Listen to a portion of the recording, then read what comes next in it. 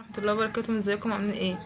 كل سنة وانتم طيبين. النهارده ان شاء الله هنعمل لكم مخلل بأبسط طريقة ان شاء الله تعجبكم زي المحلات واحلى بأمر الله.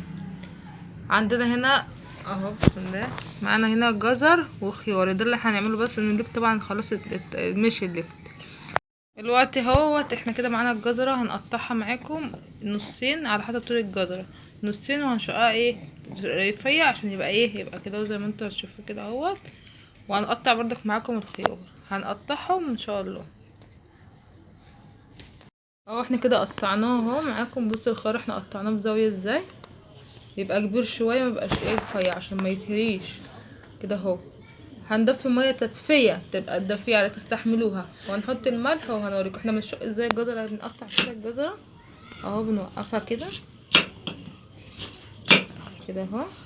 وعايزين تقطعوها سلايس اللي هي معوجه او صوابع اللي انتوا عايزين تقطعوه كده.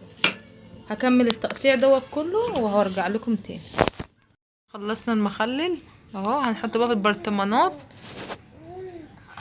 كل سنه وانتم طيبين اهوت. احنا حطينا لكل برطمان معلقه ونص ملح، اسفه معلقتين ونص ملح لكل برطمان، طبعا الجاز بيبقى فيه تسكيره شويه تمام. ويستحسن الخيار تقطعوه كبير. ومعايا ميه يا دوبك اهي، يعني تستحملوها دافيه، مش سخنه بتغلي. وهنا معانا لون احمر، وممكن نعمل لون برتقاني بردك بس بيبقى شكله جميل. هحط الميه كده اهوت وهرجع اوريكم شكلها. دلوقتي احنا هو عملنا 3 برطمانات من 2 كيلو ايه، من 2 كيلو جزر وربع كيلو خيار اللي كان موجود عندي. كام خيار؟ 3 خيارات كده تمام. ده لون احمر هقولكم، بس هو الكاميرا والله ظلماه اهو، يمكن ده اغمق شويه اهو. ده لون برتقاني، يعني ده برتقاني وده احمر، ده برتقاني وده احمر وده احمر، بس هنا احمر خفيف شويه، كان هنا متقله اللون شويه. الوان غذائيه مش اي الوان.